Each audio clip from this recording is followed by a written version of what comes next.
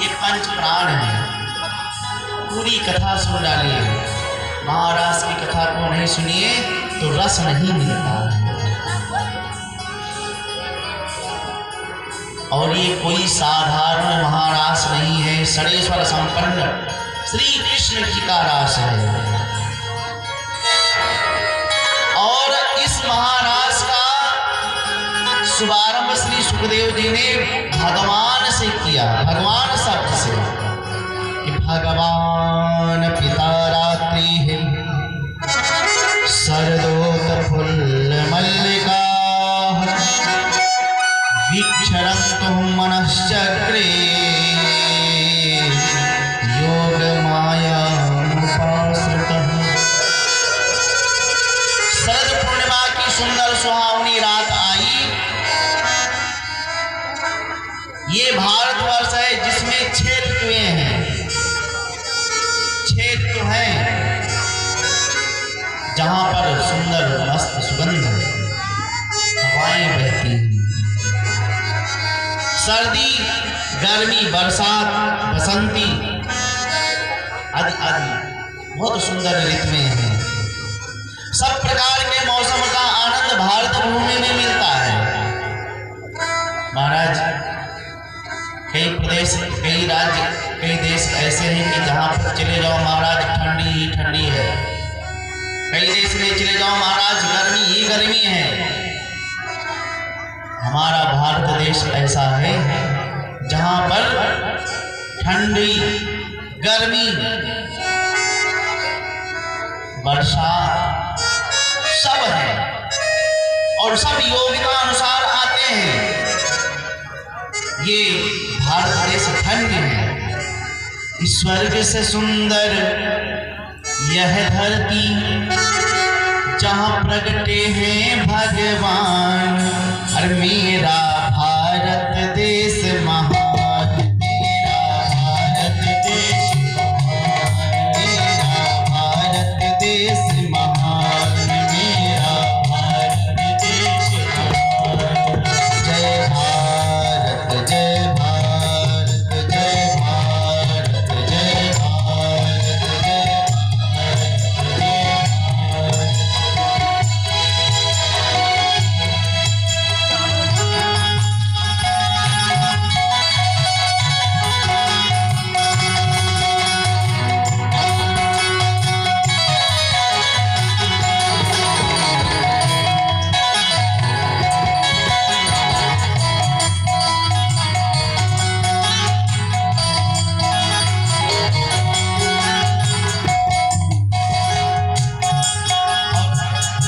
सुंदर धाम है। वृंदावन धाम है, अयोध्या धाम है।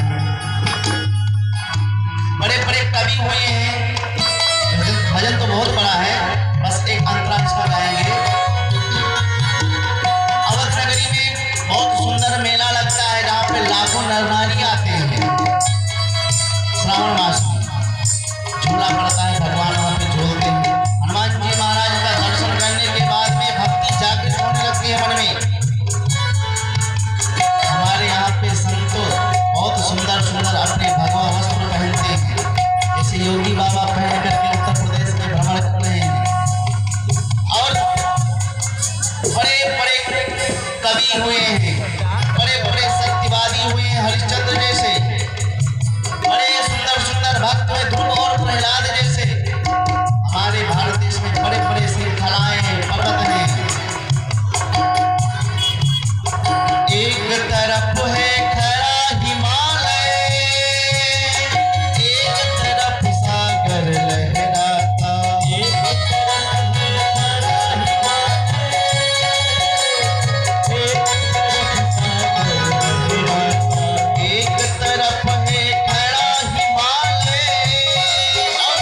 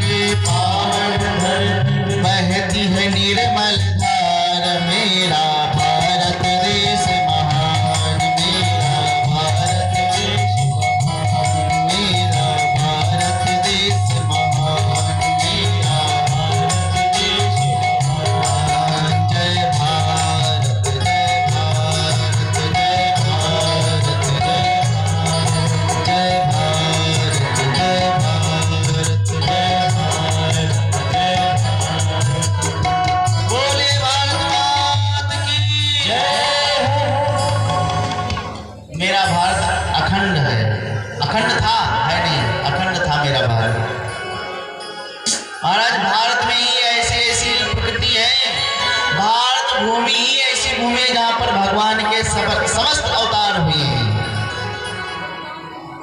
भगवान के यूरोप में, जापान में, इंग्लैंड में, हाईलैंड, थाईलैंड, यहाँ पर क्यों नहीं भगवान के अवतार हुए? क्योंकि ये सब भोग भूमि है, और जो हमारी भारत भूमि है ये पुण्य भूमि है। महाराज भारत अखंड था, अब तो खंड खंड में विभाज्य हो गया, भारत का ही अंग है। जो पाकिस्तान है पहले भारतवर्ष था, बांग्लादेश है ये भारतवर्ष था, अफगानिस्तान था ये भारतवर्ष है। भारतवर्ष में ही सब बाहर निकले हैं। बर्मा है देश जो, ये भी भारत से निकला ही है। परंतु दुर्भाग्य है ये सब कटते चले जा रहे हैं। इसको अभी भी जितना बचा है इसको खंड में रखा जाए, इसका खंडित ना हो, भारत अखंड रहे। इसलिए आइए हम लोग एक बार कहेंगे भारत अखंड हो, भारत अखंड हो, भारत देश मेरा अखंड रहे, इसमें खंडित खंड ना हो। क्यों? क्योंकि अब जब खंड खंड होने लगेगा तो बहुत बड़ी क्षति होगी, बहुत बड़ा विनाश होगा, अनिष्ट होगा। मेरा भारत देश महान है। ये भगवान की जो गोपियां हैं ये सब वेद की ऋचाएं हैं, दंडिकारण्य के संत हैं, मिथिलापुर की नारियां हैं। कल के ही प्रसंग में हमने वर्णन किया था कि ये गोपियां कौन कौन सी हैं।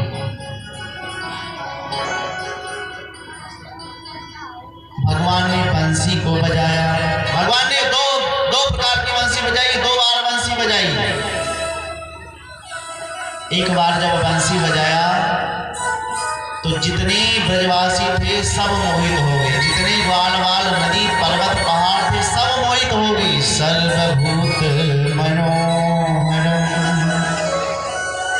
सर्वभूत मनोहरम, सभी मोहित हो गए। और अब की बार जब भगवान ने बंसी बजाया तो उन्हीं गोपी को सुनाई पड़ा जिसको भगवान ने महाराष्ट्र में आने का आश्रय दिया है। जगौ कलम पाम दिशा मनोहरम। भगवान की बंसी कैसे बजती है? भगवान सुखदेव जी अपने शब्दों में वर्णन करते हैं। निशम में गीतम तदनं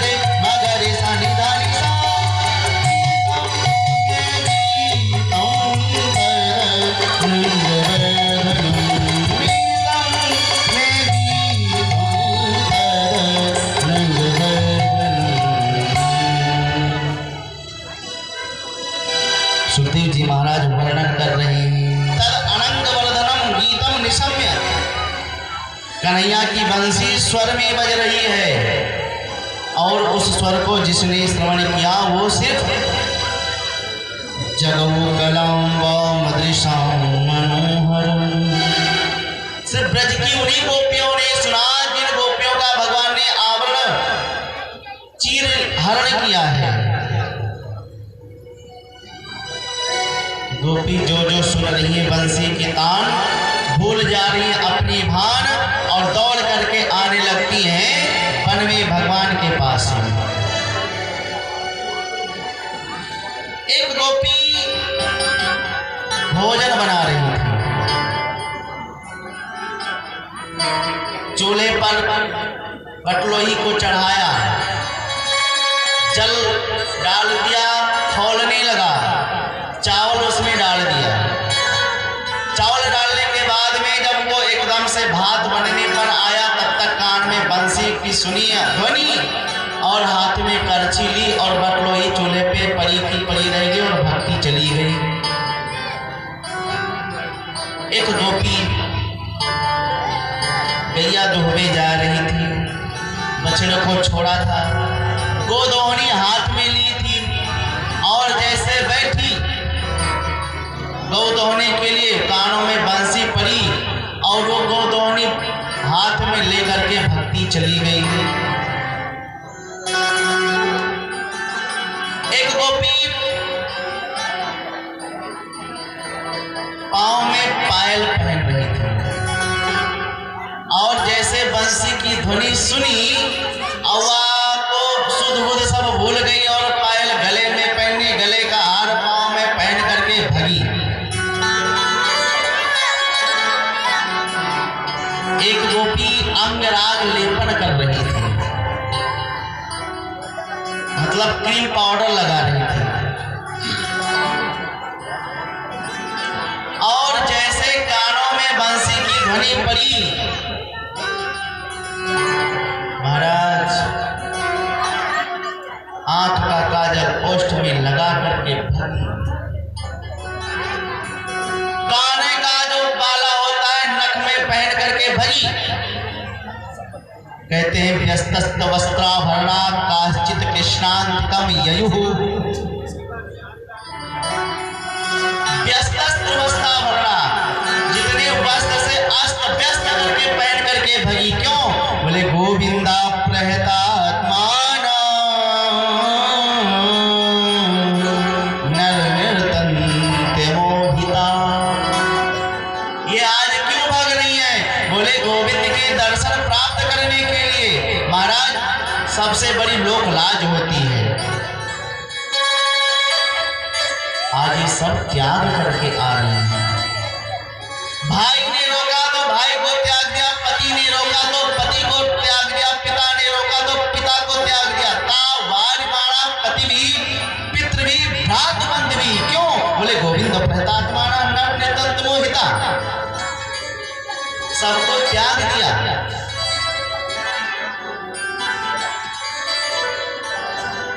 और एक शब्द का एक और निवेदन करूं, सुखदेव जी महाराज जगमू क्रिया का प्रयोग नहीं कर रहे हैं, आजगमू का प्रयोग कर रहे हैं। क्या आजगमू मतलब होता है, जैसे देखो भगवान सुखदेव जी कहते हैं कि सारी गोपियां भागी हुई चली आई, आजगमुरन्यो न्यमलोचितोद्यमः, जितनी गोपियां बंसी की ध्वनि सुनती हैं वो दौड़ी दौड़ी चली आ रही हैं। जगमू क्रिया मतलब होता है चली गई और आजगमू मतलब चली आ रही, मतलब श्री सुखदेव जी महाराज उसको देख देख करके सुना रहे हैं। बोले सुखदेव भगवान की जय। जिस महाराज को श्री सुखदेव जी महाराज दर्शन कर रहे हैं वो कोई महाराज साधारण होगा। और जैसे सब पहुंची भगवान के पास में, भगवान ने कहा स्वागतम महाभाग प्रियम करवाणि स्वागत। अरे अरे अरे गोपियों आओ आओ, तुम्हारा स्वागत है। अरे शब्द सुना सारी गोपियां प्रसन्न हो गई। अरे भैया, जिस प्रकार से इसने बंसी को मधुर बजाया, कितने प्यार से स्वागत कर रहे हैं। और जैसे भगवान ने अगला प्रश्न किया, आ तो गई हो, अच्छी बात है, परंतु ब्रजस्यानाम भयं कश्चित्, क्यों? ब्रूतागमन कारणम। आ तो गई हो, अच्छी बात है, स्वागत है, परंतु ब्रूतागमन कारणम, किस कारण से, किस प्रयोजन से यहाँ पे आई हो? और जैसे ही सुना सारी गोपियों के मान भंग हो गए। भगवान ने कहा, देवी देखो,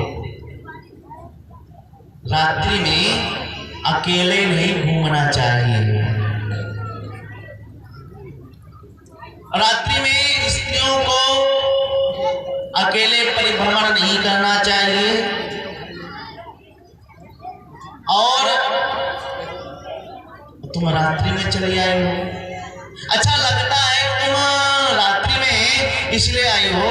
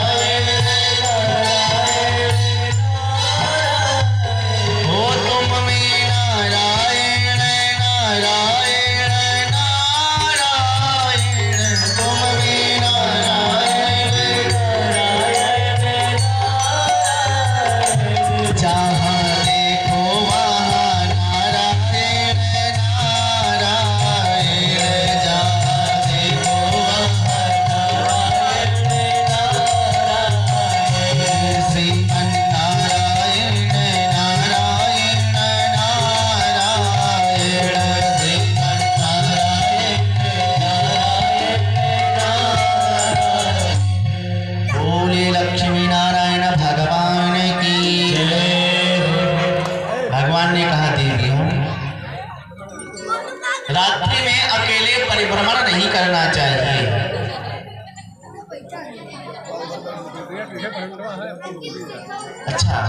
अच्छा लगता है कि तुम अपने पति से झगड़ा करके आई हो।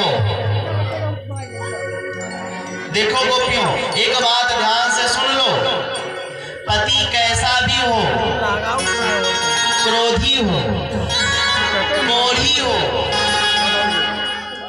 उसमें बहुत से दुर्गुण हो, परंतु गोपियों एक बात ध्यान से सुन लेना कि पति स्त्री न हातव्य, पति कैसा भी हो, अंधा क्यों ना हो, उसको त्यागना नहीं चाहिए। तुम उनको त्याग करके छोड़ करके चली आई। गोपियों ने सर हिला दिया, मेरे पतियों से झगड़ा नहीं हुआ, तब किस लिए आई हो?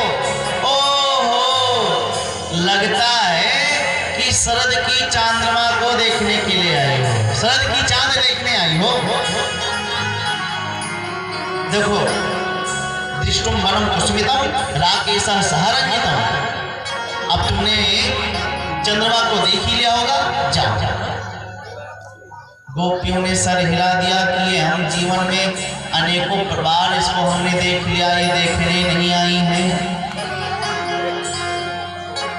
भगवान बार बार कह रहे हैं चली जाओ, भाग जाओ, चली जाओ, क्यों आई हो, क्या करने आई हो?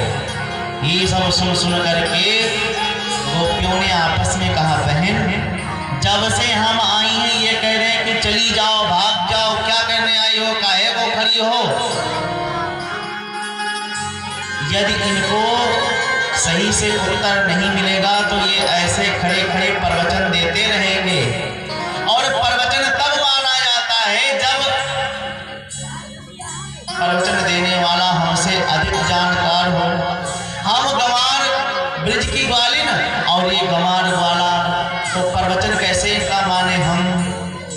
इसलिए अब बोल दो, यदि नहीं बोले तो ये बोलते रहेंगे। तब गोपियों ने अपने प्रेम प्रस्ताव का भगवान के सामने रखा और भगवान ने 10 श्लोकों में प्रश्न किया था, क्यों आई हो? 11 श्लोकों में गोपियों ने उत्तर दिया कि मैं यूं आई हूं, और भगवान की बोलती बंद हो गई। मयि मम विभोरहति भवान गदितुं निशंसम् संत्याज्य विषयांस्तव पादमूलम् भक्ता भजस्व दुर्वग्रहमात्यजास्मान् देवो यथादिपुरुषो भजितो मुमुक्षु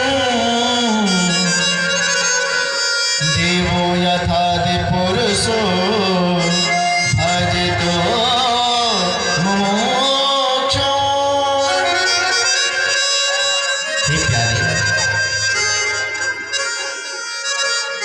हम आपके लिए संसार के सारे बंधन को त्याग करके आए हैं, और आप वो जो कहते हो कि चली जाओ, भाग जाओ। हाँ, मैं चली जाऊंगी, परंतु मेरा एक शर्त है। क्या? बोले जो आपने बंसी बजा करके मेरे चित्त को चुराया है, खींच लिया है, इसको वापस कर दो, मैं चली जाऊंगी। चित्तम सुखेन भवतापगृहं गृहेषु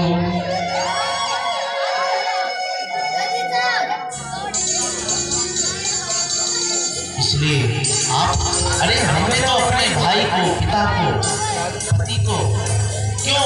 बोले इसलिए त्याग करके आए हो कि आपके प्रेम को पा करके मैं धन्य हो जाऊं, और आप पहुंचते ही मुझको भगा रहे हो, डांट रहे हो। अच्छा, एक मेरे प्रश्न का उत्तर दे दीजिए, मैं यहाँ से चली जाऊंगी। हाँ हाँ, पूछो। गोपी बोली, एक पतिव्रता नारी पति को अपना परमेश्वर मानती है, हाँ, और इसी कार्य बस उसके पतिदेव को कहीं 10-15 दिन के लिए बाहर जाना पड़ा। अब वो तो पतिव्रता नारी है, वो तो कहती है कि मैं आपके बिना एक क्षण नहीं रह सकती, मैं आपकी पूजा करती हूँ, आपका ध्यान करती हूँ। तो उसके पतिदेव ने उनको अपना एक प्रतिमा दे दिया, फोटो, कि लो जब तक मैं नहीं आता हूं तब तक इसकी तुम पूजा करो, जब मैं आ जाऊंगा तुम फिर मेरा पूजा करना प्रारंभ कर देना। अपनी प्रतिमा को देकर के चले गए, और वो पत्नी उस प्रतिमा की पूजा कर रही है। समय बीत गया, उसके पति आ गए, वो पत्नी उसी प्रतिमा की पूजा कर रही है।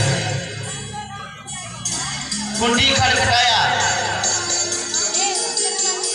पत्नी उसकी पूजा कर रही है। अब प्रभु आप ये बताओ कि वो उस फोटो की पूजा करे कि जाकर के कुंडी खोले? अब आप ही बताओ। भगवान ने कहा कि जब असली पति उसका आ गया तो फोटो की पूजा क्यों करे? गोपियों ने कहा हो गया फैसला। क्या? बोले ये जितने पति हैं ये संसार के, ये सब फोटो हैं, प्रतिमा है, और असली बच्चे झगड़े कर रहे हैं, शांत कीजिए। और जब असली पति परमेश्वर आप सामने आ गए हो तब उन्हें फोटो की पूजा करने की क्या आवश्यकता? इसलिए अब हम लौटने वाले नहीं। भक्तवती मीरा जी कहती हैं कि ऐसे पति को क्यों भरे जो जन्मे और मर जाए, अर्पण करो घनश्याम को जाकर चूर्ण अमर होई जाए।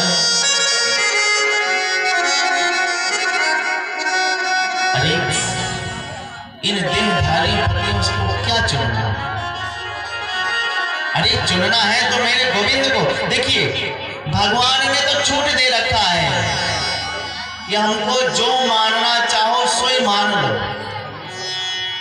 मुझको पुत्र मान लो, मैं पुत्र बन जाऊंगा। पति मान लो, मैं पति बन जाऊंगा। सखा मान लो, सखा बन जाऊंगा। भाई मान लो, मैं भाई बन जाऊंगा। यहां तक कि भगवान ने कह दिया कि मुझको दुश्मन मान लो, मैं दुश्मन भी बन जाऊंगा। तो दुश्मन माना था शिशुपाल ने, हजारों गालियां देता था महाराज, 100 गाली तो रोज देता था। भगवान ने छूट भी दे रखा था। तो भगवान को जो बनाना चाहो सो ही बन जाते हैं भगवान, लेकिन इनसे नाता बनाओ।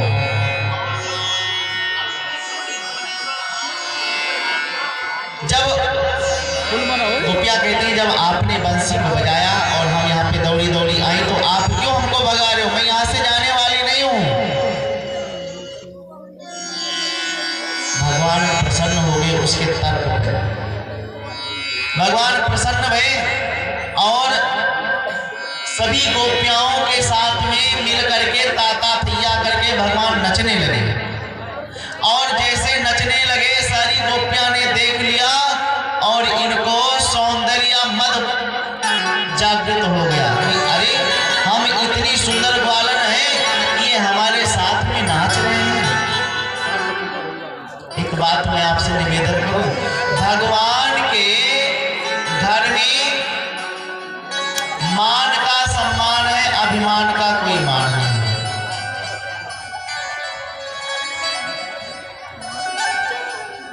एक गोपी को मान हुआ, बाकी सभी गोपियों को अभिमान हुआ।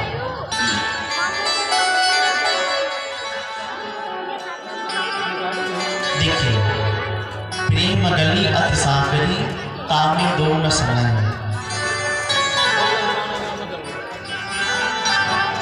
और इसमें कहीं जो अभिमान आ गया तो भगवान तुरंत उसको छोड़ करके चले जाते हैं। जिस गोपी को मान भया और सबको अभिमान हुआ तो मान वाली गोपी को भगवान मनाने के लिए उसको लेकर के अंतर ध्यान हो गए।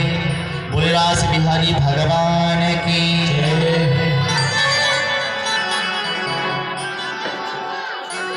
जैसे उदाहरण सुन लीजिए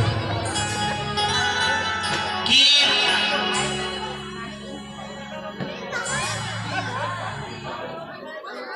एक पति है, उसके पत्नी का नाम है गीता।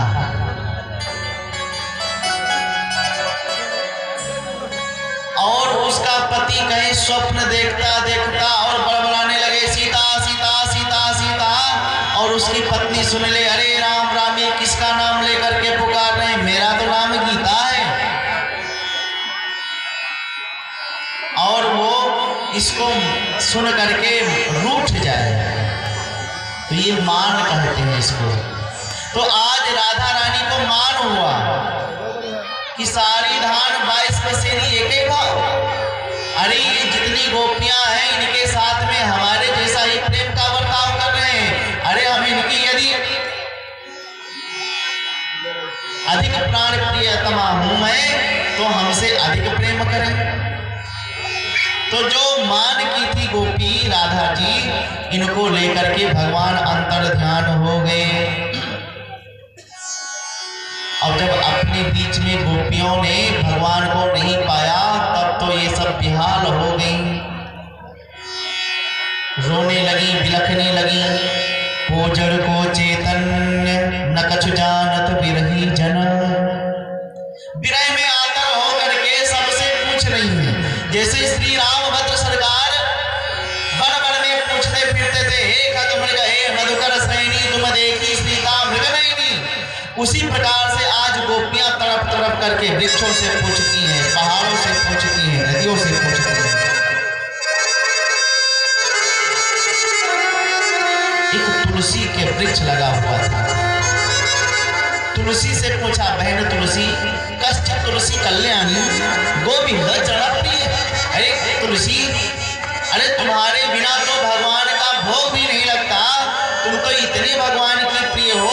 तुलसी का मतलब ही होता है कि तुना विष्णुना लसत सोबत इत तुलसी, जो भगवान के चरणों से ही लगी रहे उसका नाम है तुलसी। बताओ गोविंद कहाँ है? हवा का झोंका चल गया, तुलसी हिलने लगी। एक गोपी कहती है कि मानो ये सर हिला रही कि हम नहीं बताएंगे। तुलसी को भी खरी खोटी सुनाने लगी, अरे ये तो मेरी सौत लगेगी, ये हमको क्यों बताएगी कि गोविंद कहाँ है। तुलसी माता को खूब खरी खोटी सुना करके आगे बढ़ी। एक बरगद का वृक्ष लगा था, पूछने लगे, हे भैया बरगद, तुम ही बताओ, तुम्हारी विशाल शाखाएं हैं, तुम बताओ गोविंद कहाँ है।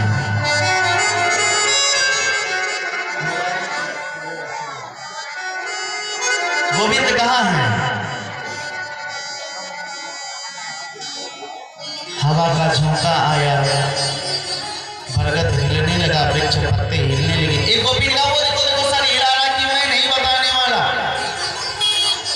अब तो बरगद को भी खूब खरी खोटी सुनाई दिया, अरे ये क्या, ये स्त्री के विरह को क्या जाने, अरे आखिर ये पुरुष वर्ग के ठहरे। उन्मत्त होकर के गोविंद को ढूंढ रही है। बन बन ढूंढने जाओ,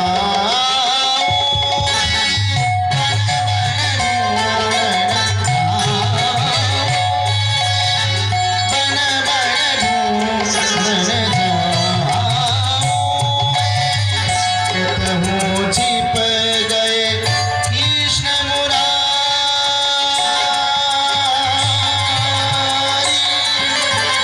कितहु छिप गए कृष्ण मुरारी, बन बन ढूंढने जाऊं मैं, बन बन ढूंढने जाऊं मैं, बन बन ढूंढने मुकुट और कानन कुंडल, शीश मुकुट और कानन कुंडल, शीश मुकुट और कानन कुंडल, शीश मुकुट और कानन कुंडल, बंसीधर मन रंग फिरत गिरधारी, बन बन ढूंढने जाऊं मैं, बन बन ढूंढने जाऊं, बन बन ढूंढने जाऊं मैं, कितहु छुप गए कृष्ण मुरारी, कितहु छिप गए कृष्ण मुरारी, बन बन ढूंढने, बन बन ढूंढने जाऊं मैं।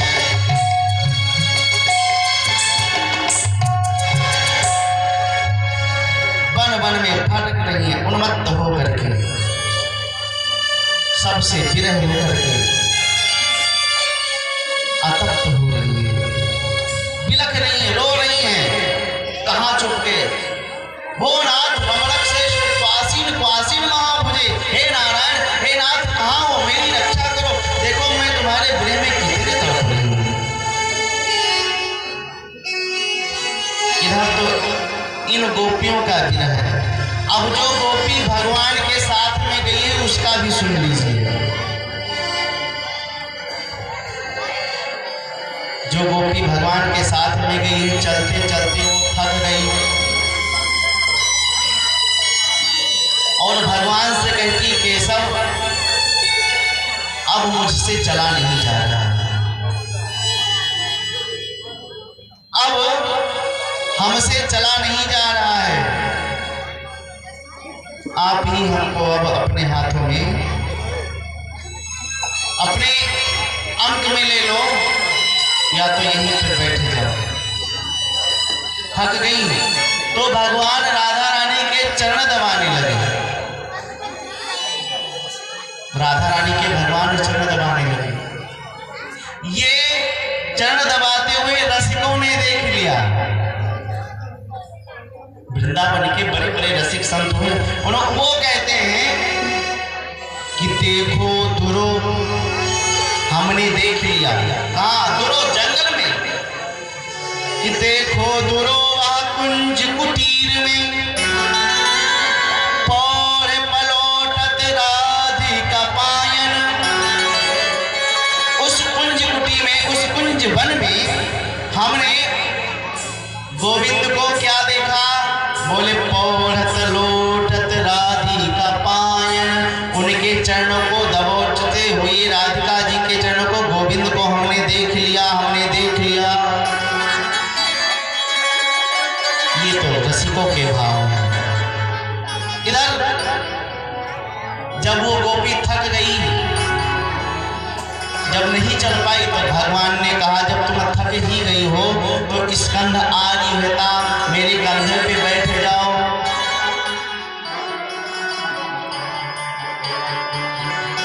और जैसे राधा रानी कंधे पर बैठने चली, भगवान वहां से भी अंतर ध्यान हो गए। बोले रास बिहारी भगवान की।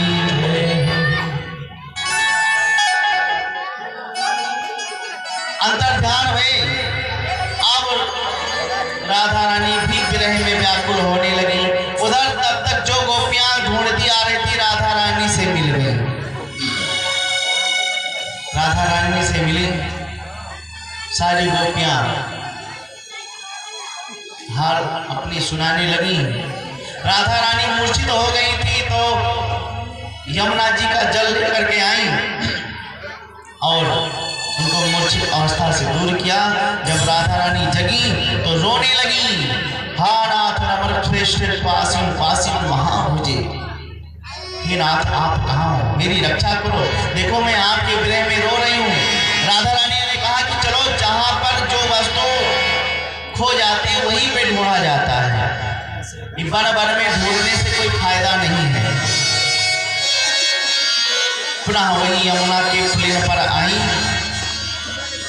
और राधा रानी ने कहा कि चलो हम गीत गाते हैं, क्योंकि भगवान को गीत बहुत प्यारा है। भगवान नारद जी से कहते हैं मद भक्ता यत् गायति तत् प्रतिष्ठामि नारद। भक्त मेरे जहाँ पर गाते हैं, प्रेम से गा करके मुझे बुलाते हैं नारद, मैं वहीं पे पहुंच जाता हूँ। सारी गोपियां आई, यमुना जी में स्नान की और एक स्वर में सब गाने लगे। आइए हम और आप भी सुखदेव जी के शब्दों में गाते हैं गोपी। इस गीत का नाम है गोपी गीत। देखिए भागवत में बहुत सुंदर सुंदर गीत हैं।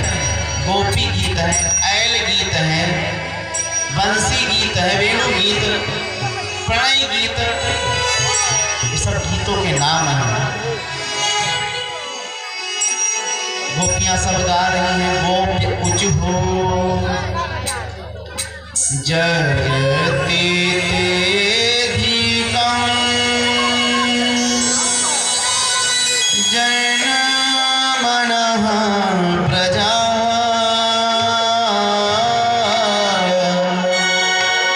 श्रयते इंद्रा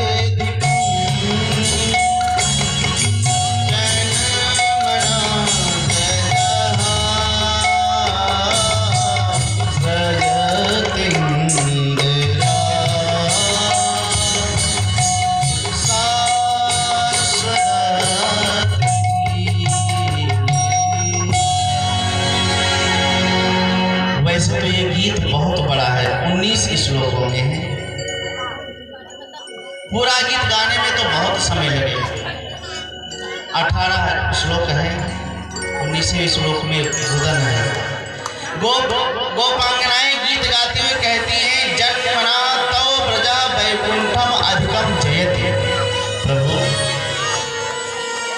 जब से आपने जन्म लेकर के ब्रजधाम में आए हो, तब से ये लक्ष्मी इंदिरा स्वस्थस्ते, इंदिरा आपकी पत्नी लक्ष्मी वो ब्रज में आकर के झाड़ू लगा रही है,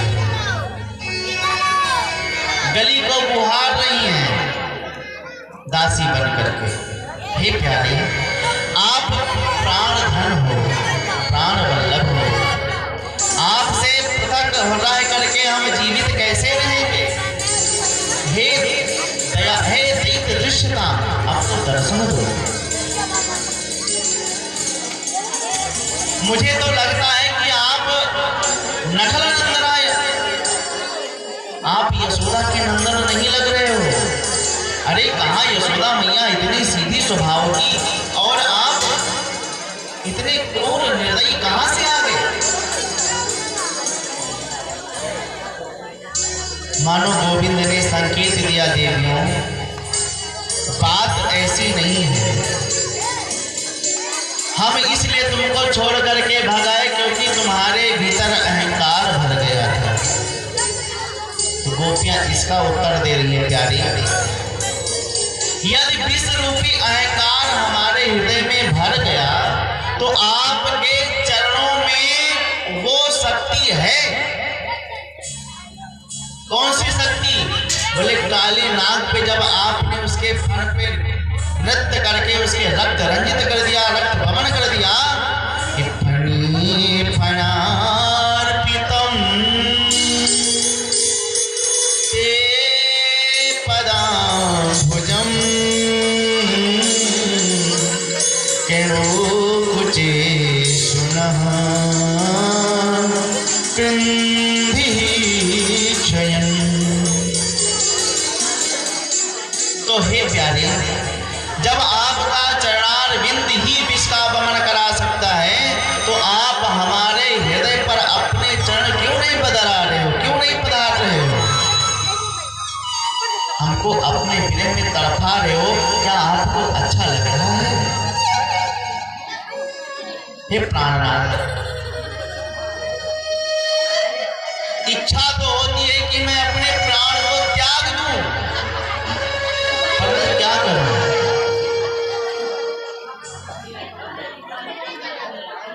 शोर मत मचाइए।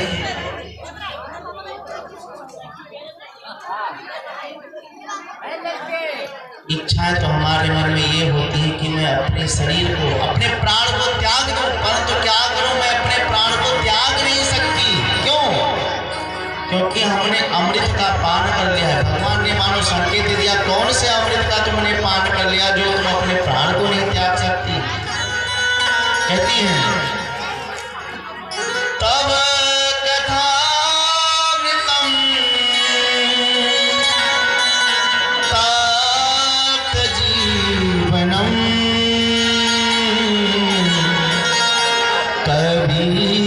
कविभिरीडितम कल्मषापहम् श्रवणमङ्गलम् श्रीमदाततं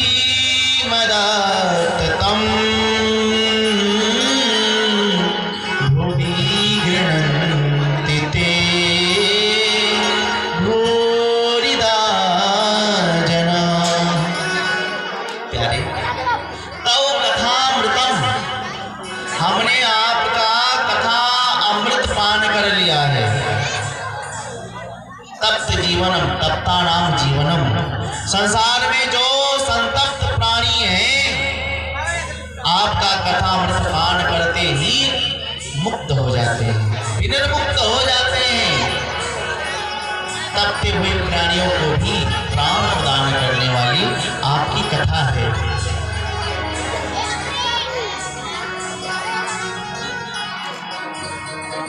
महाराज, कुछ लोग कहते हैं कि बहुत टेंशन है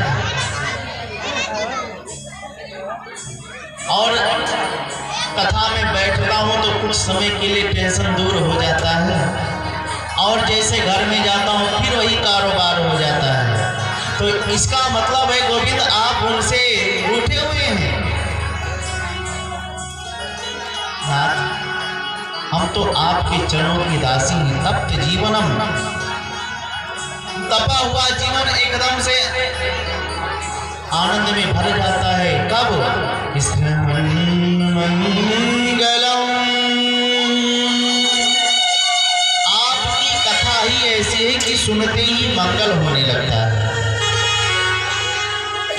जितने हृदय में कलमश भरे हैं ये सब नष्ट हो जाते हैं। कलंक, काजल एक ही होता है। कलंक भी काला होता है, काजल भी काला होता है। तो ये कलमश आपके कथा को सुनते ही श्रवण मंगलम, सब अमंगल मंगल में घटित हो जाते हैं। श्रीमद आत्मम प्रभु, और ये मैं नहीं कह रही हूं, ये अगर समझ रहे हो कि हम कह रहे हैं, ये मैं नहीं कह रही हूं। कभी लोग कहते हैं कबीरितम कल्मषापहम्, कभी लोग कहते हैं। वेद भगवान कहते हैं एकादश स्कंद में, वेद अष्टमी में कहते हैं कि इति तव सूर्य दशरथिपते खिल क्रोल कमल छपण कथा में था मानसी जहू। वेद भगवान कहते हैं इनकी कथा की इति नहीं हो सकती। तव सूर्य, सूर्य के समान अगर भीतर ताप है उसको भी समाप्त करने वाले गोविंद की ये कथा है।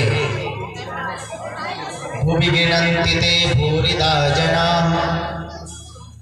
और आपने तो हमको छोड़ करके यहाँ से चले गए। बहुत सुंदर मधुरमय गीत को गाया और गाने के बाद में सब एक ही स्वर में रोने लगी। रुरुदुः सुस्वरम राजन कृष्ण दर्शन लालसा, कृष्ण की दर्शन के लिए सब रोने लगी। और जब रोने लगी तब अब भगवान अपने आप को नहीं रोक पाए, और जब नहीं रोक पाए तो प्रकट हो गए। कैसे? पिता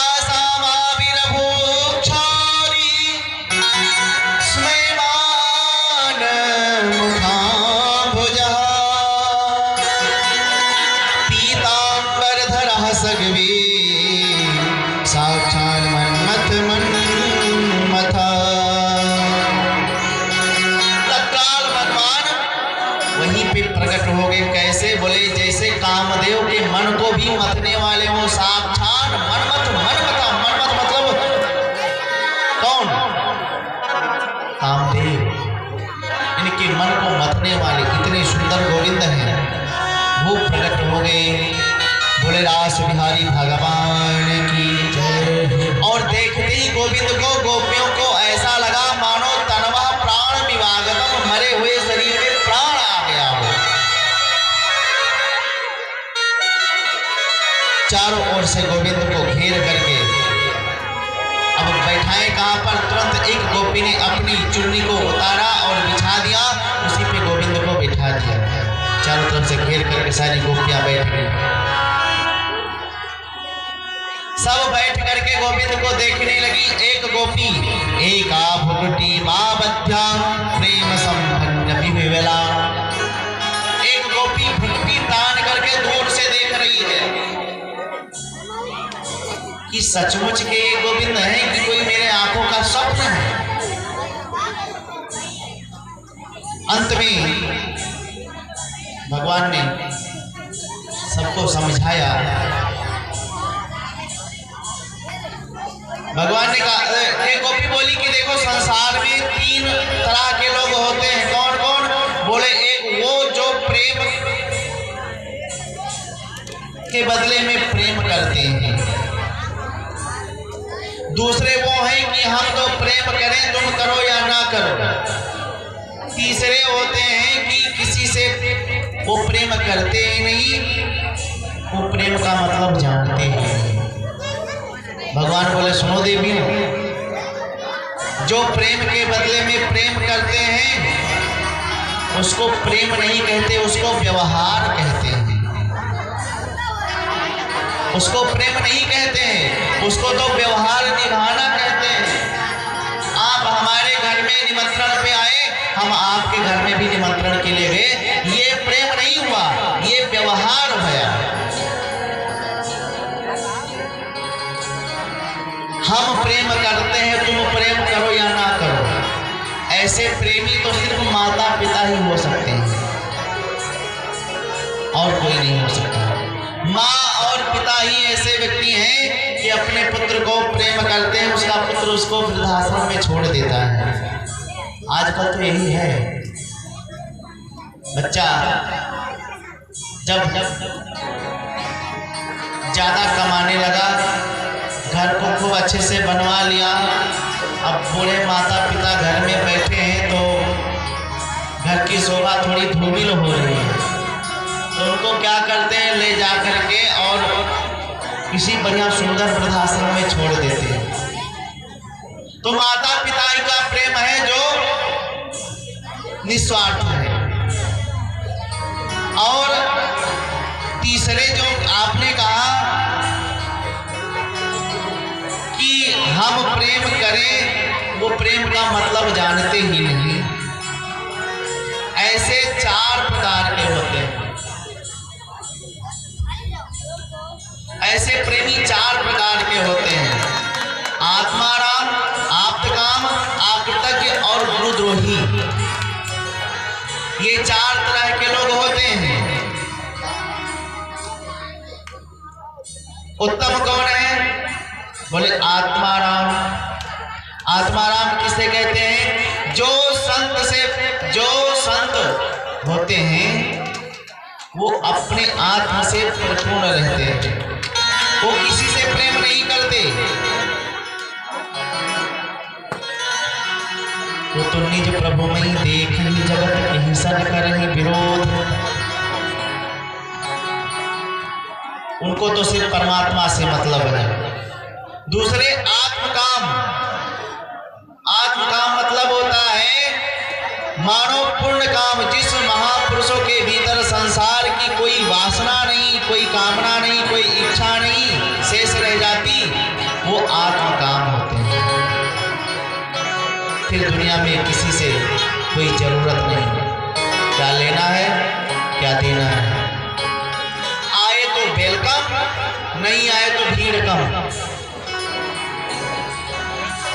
उनको किसी से लेना देना नहीं।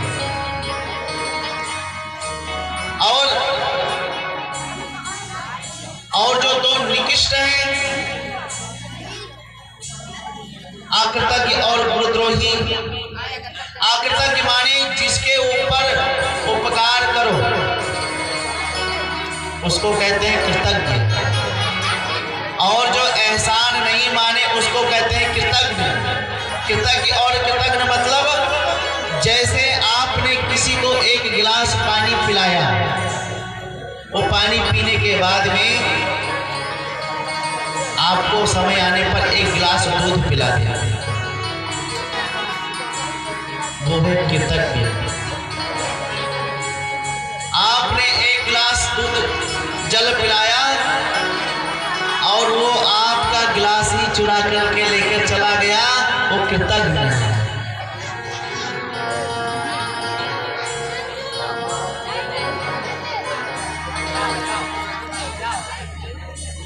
वो कृतज्ञ व्यक्ति है। तो कृतज्ञ से वो प्यार करना जानते हैं। प्यार का कोई अता पता नहीं,